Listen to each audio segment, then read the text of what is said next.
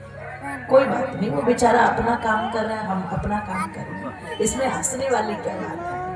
अब ये थोड़ी ना कथा के कारण वो अपनी चीजें बेचनी छोड़ देगा।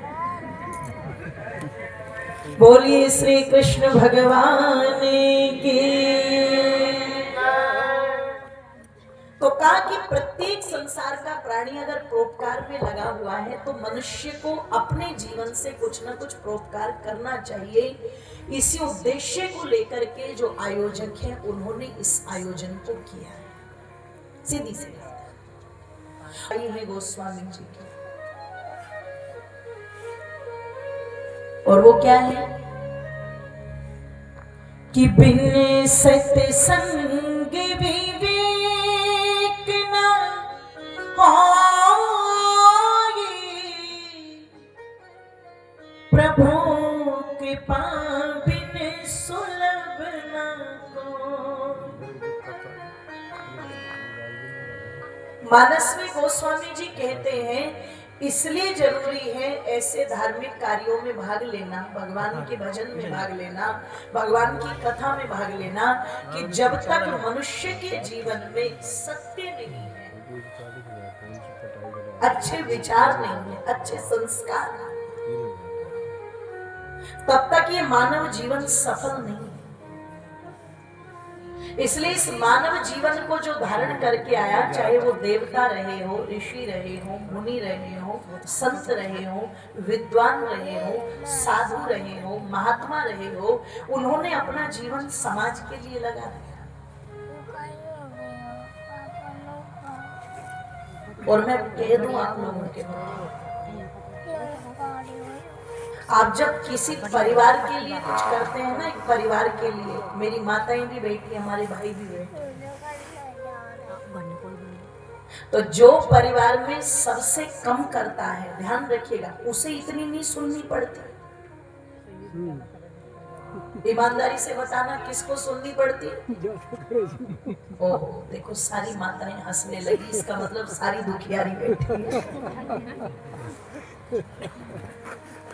जो कम करेगा, ध्यान रखिएगा, उसे इतनी नहीं सुननी पड़ती, जो सबसे ज्यादा करेगा उसे सबसे ज्यादा सुननी पड़ती है।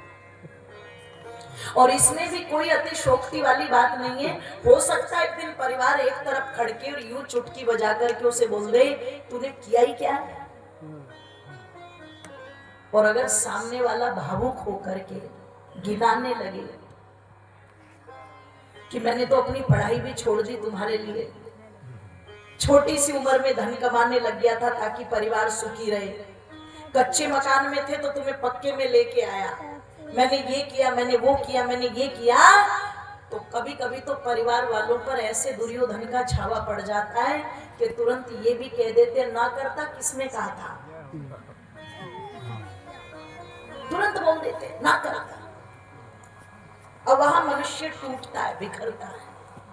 पर अंतर है, एक पारिवारिक व्यक्ति को अगर ये कहा जाए ना करता किसने कहा था, वो टूट जाता, बिखर जाता है। पर मैं कह दूं, यहीं पर यदि कोई व्यक्ति परोपकार में लगा हुआ है, कोई संत, कोई महात्मा, कोई विद्वान, कोई सज्जन, उसके साथ भी ऐसा होता है। वो भी जब संसार में चलता है, परिवार तो बहुत छोटी चीज है, पर जो समाज के लिए कर रहा है, संसार के लिए कर रहा है, उसे भी कहा जाता है। लेकिन वहां जो ऊंची प्रवृत्ति का कोई साधु होगा, महात्मा होगा, सज्जन होगा, वो जानता है, वो भली भांति जानता है कि जिस वृक्ष पर फल ज्यादा है, लोग पत्थर भी तो उसे ही ज्यादा मारते हैं।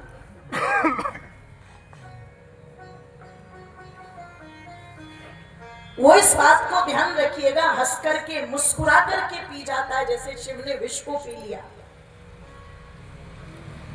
कि कोई बात नहीं, यदि समाज मुझे कह रहा है तो कहने दो, वो अपना काम कर रहा है, मुझे अपना काम करना है, क्योंकि मैं जानता हूं ना कि मैं सही हूं, मैं जानता हूं ना कि मैं धर्म के मार्ग पर हूं, मैं सत्य के पथ पर हूं, मैं न्याय के पथ पर हूं, मैं सुनीति के पथ पर हूं।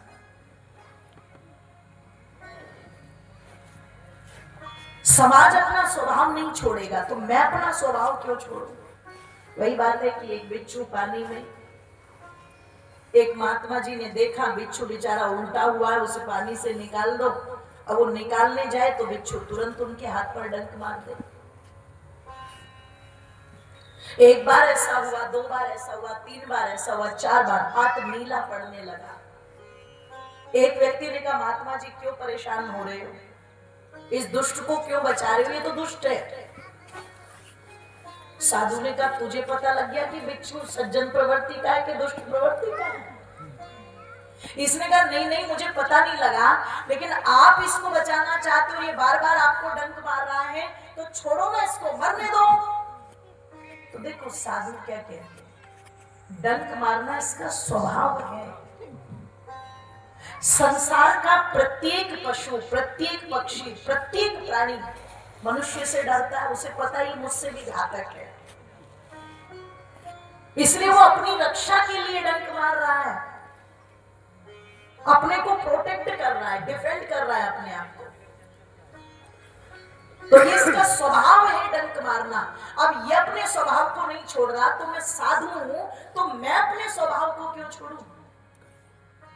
तो बहुत लोग आएंगे, ध्यान रखिएगा मेरी माताओं बंधुओं, जो कहेंगे आकर के क्या आवश्यकता है ऐसे कार्य करने की, क्या आवश्यकता है धर्म कर्म करने की, क्या आवश्यकता है भगवान का नाम लेने की, क्या आवश्यकता है आध्यात्मिक मार्ग पर चलने की। तो जो जीवन की महत्वता को समझते हैं उन्हें पता है ये जीवन मुझे भगवान ने दिया है, और अगर ये जीवन मुझे ईश्वर ने दिया है, परमात्मा ने दिया है, तो फिर इस जीवन को मुझे भगवान के ही मार्ग पर लेकर के या भगवान के बताए हुए मार्ग पर लेकर के चलना है। और जो इस मार्ग पर चलता है वो संसार में सदा पूज्य होता है। जीते जी हो सकता है पूजा ना हो, जीते जी तो लोगों ने भगवान राम पर भी प्रश्न खड़े कर दिए, जीते जी तो लोगों ने भगवान कृष्ण पर भी प्रश्न खड़े कर दिए। शिशुपाल जैसों की कमी नहीं थी जो भगवान कृष्ण को भी उस समय अपशब्द कहते थे, गालियां देते थे। पर ओ मेरी मातो बंधुओं, वो निरंतर निरंतर उस मार्ग पर चलते रहे। क्यों? वो जानते थे आज जिस मार्ग पर हम चल रहे हैं, इस मानव शरीर को धारण करके, यही आगे आने वाले समय में लोगों के लिए प्रेरणा का कार्य करेगा।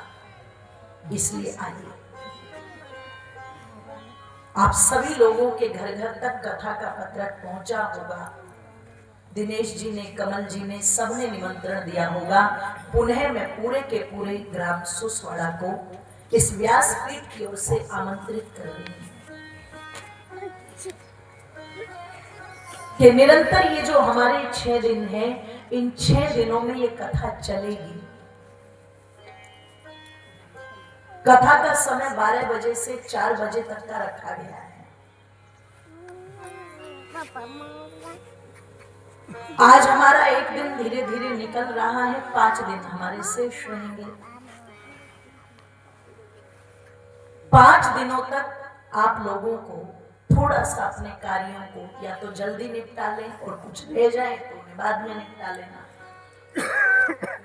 लेकिन कुछ समय ऐसा निकालना जरूर जो यहाँ पर आओ और शांति से बैठ करके सुनो। और मेरी माताओं बंधुओं, क्यों जरूरी है सुनना मैं पहले ही बता चुकी हूं। सुनाने वालों की कोई कमी नहीं है, सुन तो लोग बहुत रहे हैं आजकल, लेकिन वास्तविक अर्थों में आओ एक बार जानने का प्रयास करें कि भगवान कृष्ण है क्या। कथाएं बहुत होती हैं, लेकिन पता लगा कि जिस विधि के साथ, जिस विधान के साथ हमारे आत्मा तक उनका चरित्र पहुंचना चाहिए, उस चरित्र को पहुंचाने वाले वर्तमान में भारत में बहुत कम विद्वान हैं। पहुंचा तो सब रहे हैं, भगवान की भक्ति करो, भगवान का नाम लो,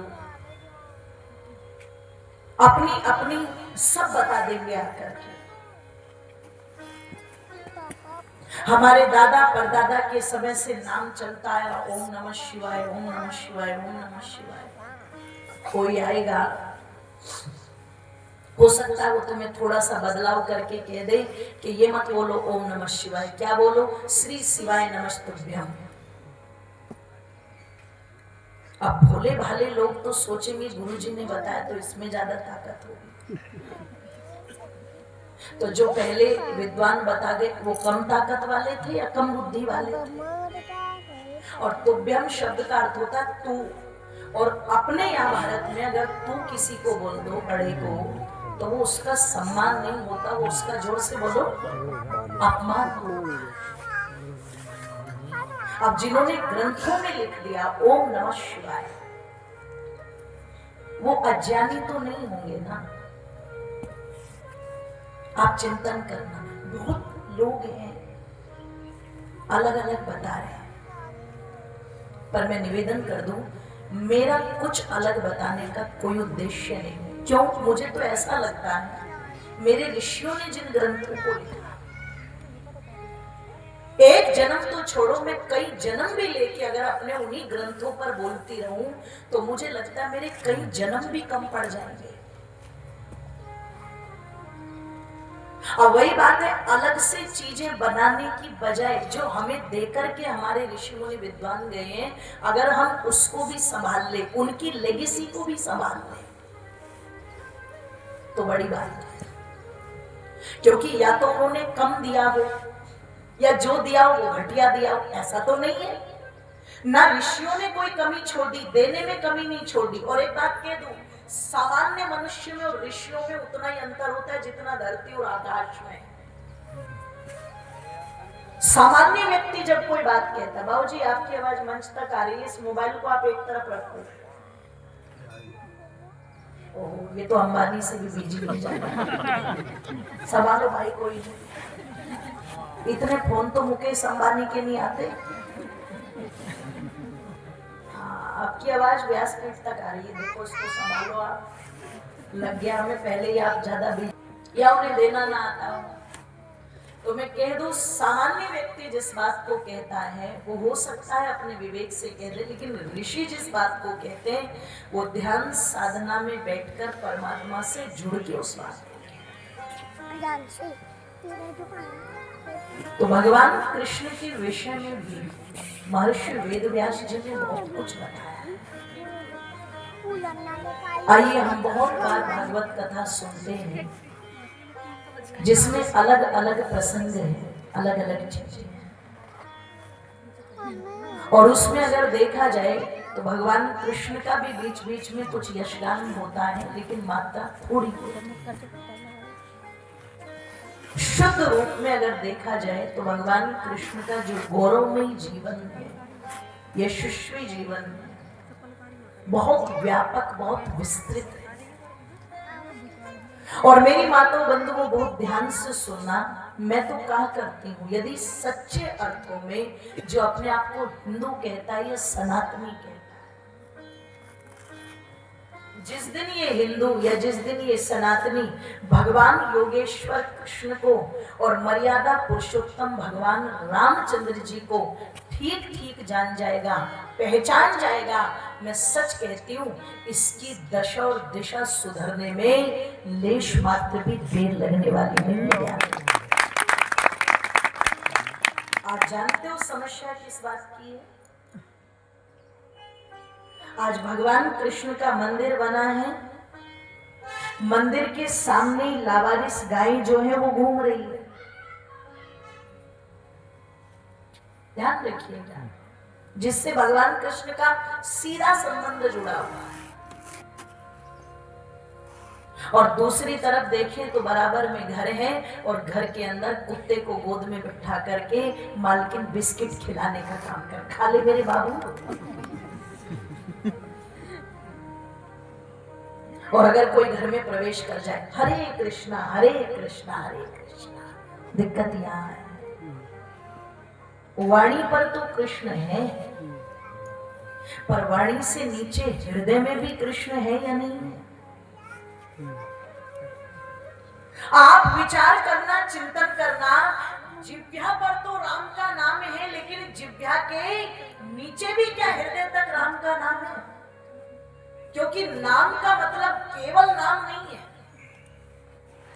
नाम लेने का मतलब होता है जो राम का नाम ले रहा है उसमें भगवान राम का कुछ तो अंश नजर आना चाहिए। अगर हनुमान जी का नाम ले रहा है तो कुछ तो अंश नजर आना चाहिए। अगर कृष्ण जी का नाम ले रहा है तो कुछ तो अंश नजर आना चाहिए। अब डंके की चोट पर मुट्ठी भींच के, दांत भींच के कह रहा है मैं हनुमान जी का भक्त हूं। और हनुमान जी का भक्त पता लगा रोज रात्रि को पहुंच जाता है पैक लगाने के लिए। हमने पूछा कैसे हनुमान जी के भक्त? अरे मंगलवार को तो मैं देखता भी नहीं।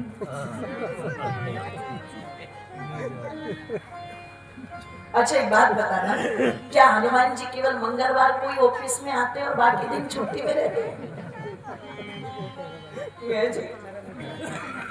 क्यों बताओ? सोचना चाहिए ना।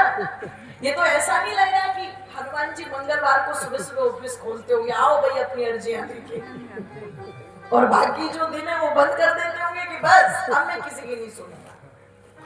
तो पता ही नहीं है कह के मनुष्य क्या साबित करना चाह रहा है कि मैं मंगलवार को नहीं खाता या मंगलवार को नहीं पीता।